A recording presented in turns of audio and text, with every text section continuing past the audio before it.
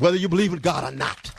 And it's that legacy unleashed by the Jewish invention of the prophetic that has served as a fundamental pillar for any serious talk about democracy. Why? Because democracy always raises the fundamental question, what is the relation between public interest and the most vulnerable?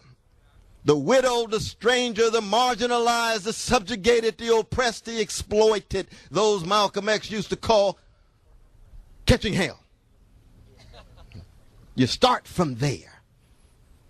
And though we are in a dark tunnel, it's very important to conceive and remember of what we look like at our best.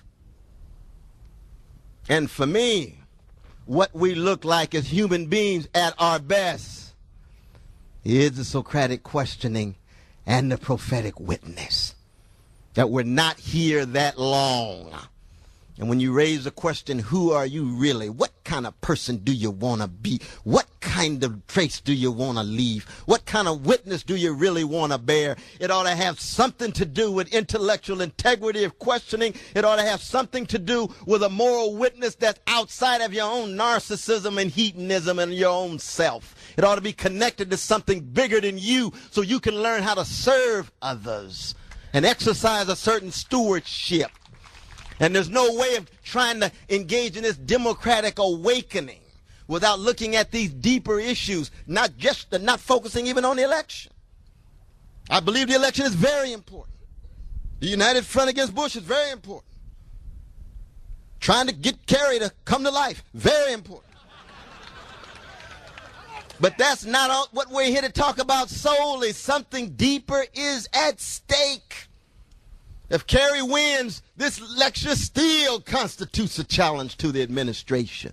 If Bush wins, have a drink, have a prayer, then get ready to fight.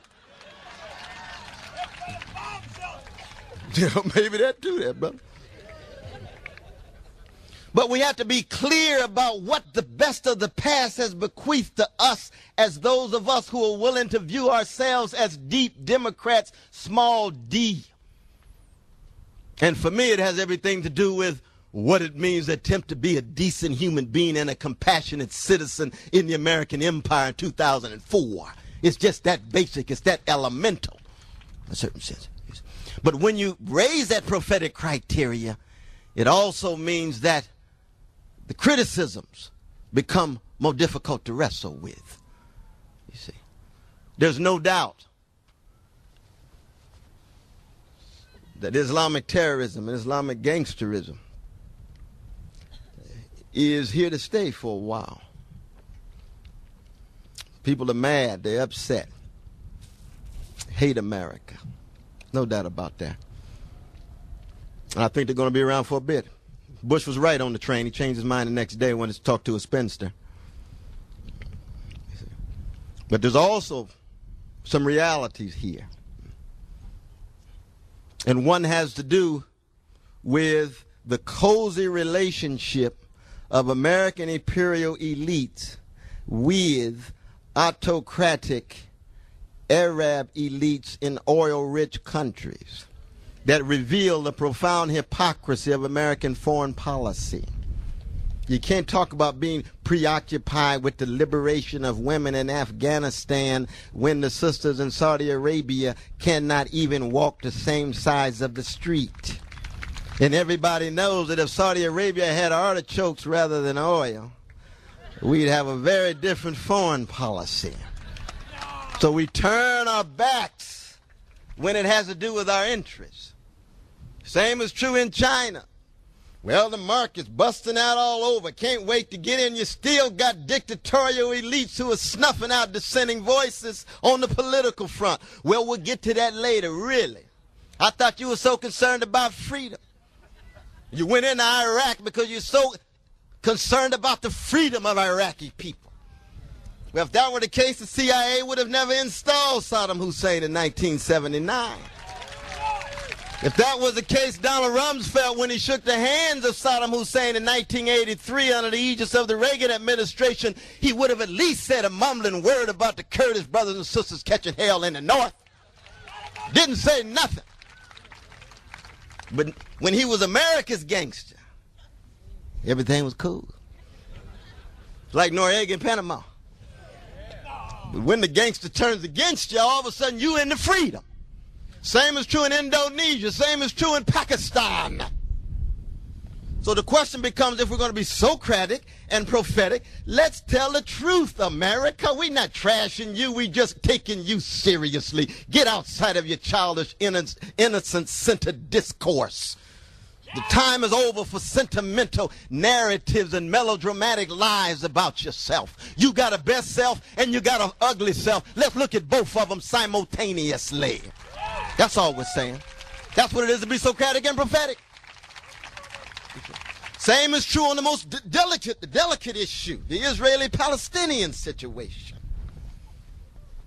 It's no accident that so many brothers and sisters in the Arab world, they hear America saying, well, we even-handed, we want to be neutral, we're trying to treat both sides the same. And they say, what world are you living in?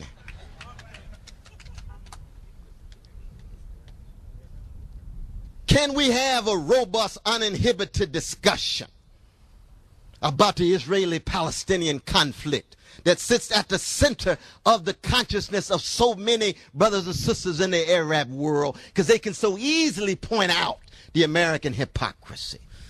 Why can't America be honest about it? Why can't America simply say, we are dedicated to the security of a hated people like Jews who were forced to jump out of the burning buildings of Europe, and they landed on some Arab backs in the Middle East. And they now have to learn how to coexist. They had nowhere else to go. America wouldn't take the Jewish brothers and sisters. Tell the truth about FDR. Turning back to boats with Jewish brothers and sisters, leaving Jew-hating anti-Semitic Europe. Where else are they to go? Where they land on the backs of some Arabs, 600,000. Well, they got a connection to the biblical tradition. Fascinating discussion. Bible is a great text. It's not a land registry, but it's a great text.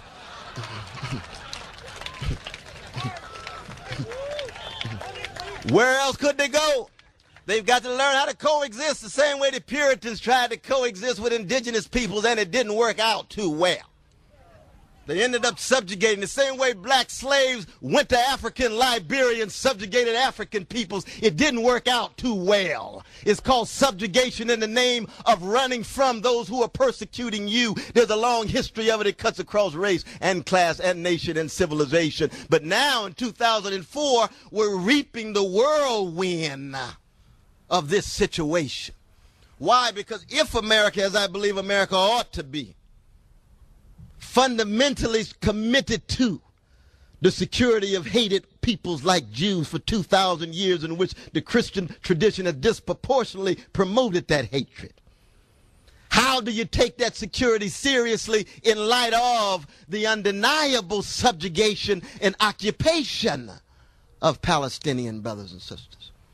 Can there ever be the security of any peoples while they occupy and subjugate another peoples?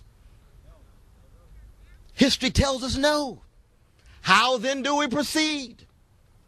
You got a slice of Palestinian brothers and sisters who want to annihilate Jewish brothers and sisters.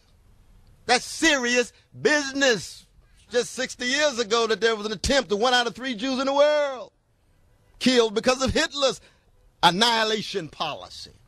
How do we talk about it in such a way that we're freed up, we could take a risk and be vulnerable in the dialogue, but remain Socratic and prophetic and keep track of, on the one hand, the security of Jewish brothers and sisters, Israeli state as a whole, which is 21% Arab as well, right?